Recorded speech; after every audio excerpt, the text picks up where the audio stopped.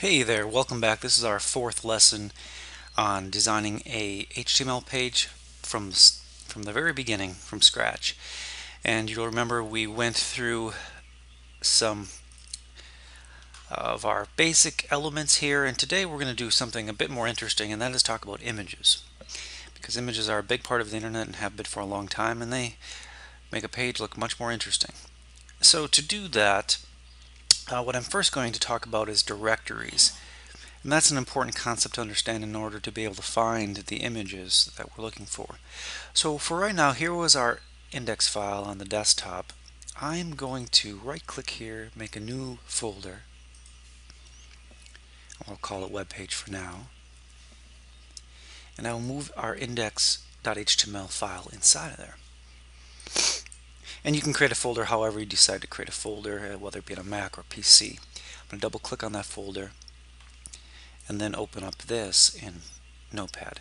And it's important that we open up, let me start that over just to make sure I have the right one, and that's what I wanted to show you, was to make sure you have the correct HTML file open in Notepad++, because you don't want the other one, because the path name is important.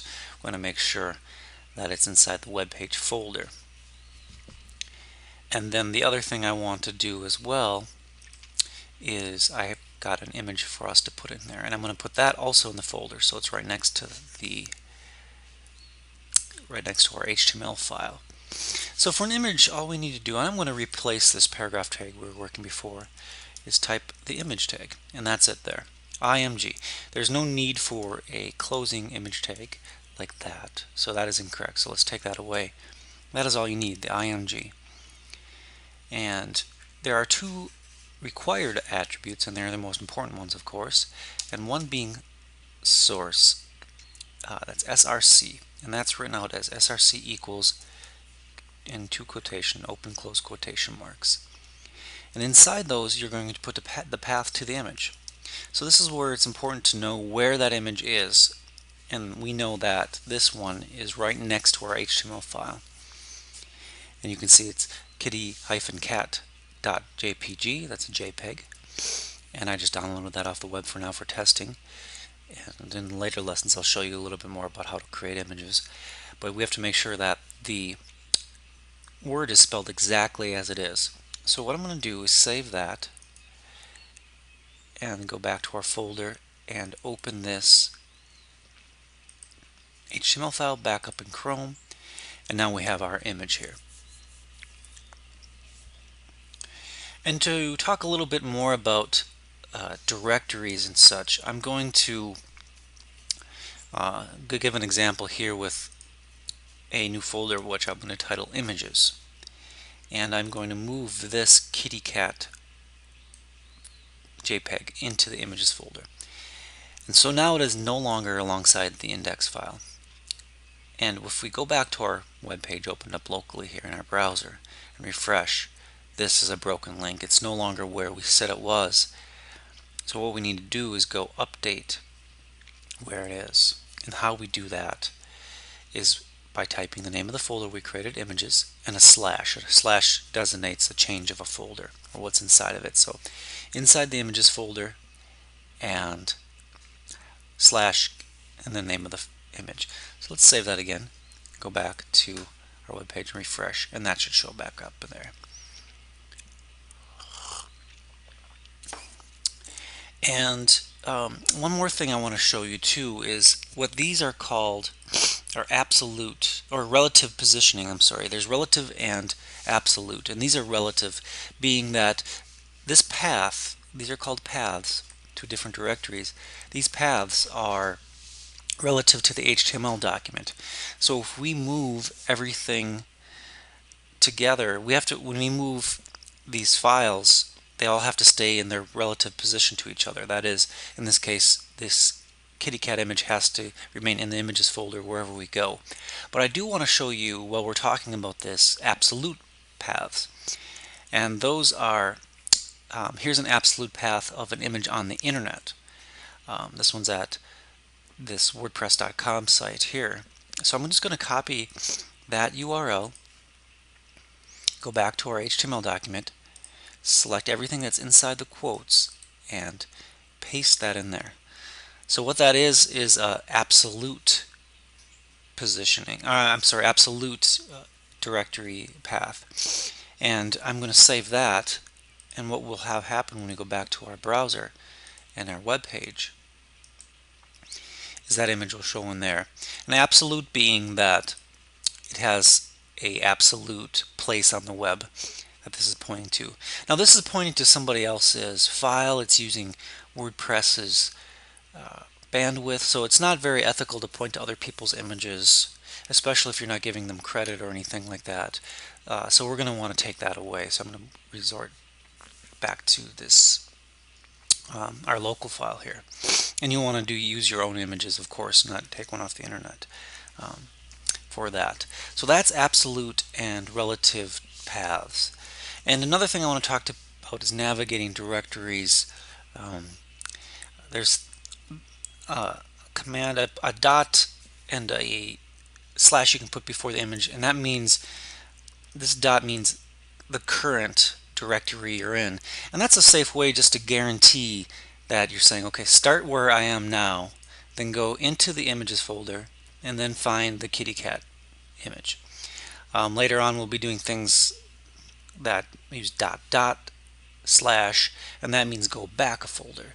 So if you were in one of your folders for another thing, we'll probably do that for CSS, and then you have to go back out to the main root directory. Root is a common term in these directory paths, and then you go back into the images folder. But we won't do that now. I just wanted to talk about it since we're talking about these images, and it kind of harkens back to the old days of using DOS or Unix commands and things like that. So, but if you're going to become a programmer, it's good to know these kind of things. But I like to use the dot just so I know for sure that's saying, okay, start here and move forward. And then, so we talked about the source, and of course that's very important. I'm going to talk about the other required attribute, and these things inside of a tag, when they're inside of the bracket, are called attributes. And another one is called the alt, and what that is for browsers that cannot read the images, or they're loading too slow, or if you have a text reader, such as nowadays maybe the car will be, when you're driving a car, the car will be reading a web page to you because you should not be looking at it, things like that. So this is a very important tag, and what it is just an alternative to what the image is to describe what it is. It's not a description of it as in a full description, but just a replacement for it. So think of it as that way, and that's required to make sure you always put that in. The only time you wouldn't need it is if it's perhaps an icon inside of a table or something like that. But it doesn't hurt to put it in, and it helps out. And that's how a lot of images can get searched on through Google if you're interested in that. And that's the only other required tag. And that, if we go back to our browser, saving and reloading, it will not add any extra thing visibly to the website at all, but it creates meaning. And you'll see me or hear me talk about meaning in this content, and that's what all these things do, are trying to create meaningful content for the browsers to read and for search engines to read and other text readers, like I talked about before, for the vision impaired and things like that. And we want to make sure we are very careful about creating meaningful, or as a more nerdy word would say it, semantic content. So that's a way to start doing that. So we'll talk about that as we're moving forward through here. I do want to talk about a couple optional tags. One is title, and that's just a title tag that will, it kind of serves a purpose to, well, I'll show you what it does here. Maybe I'll change that to the correct spelling there. A title tag isn't necessary, but sometimes it can be in addition to the alt tag. I saved it, refreshed it. When I hover over the image, it shows kitty cat there, which is kind of nice sometimes, depending on what you're trying to do. Going back to here, some kind of important tags that are important for images are, or attributes, are width and height, and those are written just like this. So all attributes really are written the same way, with the attribute and a equal sign and then the quotation marks, and of course putting a space in between. And I'm going to show you how to put these in. I don't remember the exact height of this image, but let's see what that does to it. I save it and reload it, and I guessed right with the size of the image. But what I want to show you is if I put a different size, you can contort how you show. I put 100 in, saved it, go back and reload it, and you can see how it puts 100 pixels wide for where I put 100 in there. And what can be interesting about that is you can resize the image if you want to. You can start out larger and compress it down. Of course, we have to be worried at sometimes about bandwidth and how long it takes an image to load. They tend to be the largest part of website bandwidth, of course not counting video, which we'll talk about later, but the images. So if you have really huge images, as in megabytes, several megabytes in size, and you are compressing it to be small, or that is having the width and height be small, you're just wasting bandwidth. So you kind of want to, and we'll talk about image optimization later. And also, speaking of bandwidth, putting these image tags in helps give a little edge onto how the browser reads the image. It will keep a space open for this many pixels and this many pixels inside of your browser so that it can load the image in there, and it kind of speeds things up just a hair to know it's looking for an image of that size. Of course, we don't always know what size images we're dealing with, especially if we're doing dynamic content with various size images, but that gives you kind of an idea of how that works. So images, a very important part, and we'll talk about more attributes later for images, as there are more and many, and things you can do with images. There's a lot more to talk about, but this gives you a good start in playing with images. So have fun with that, and we'll see you in the next lesson.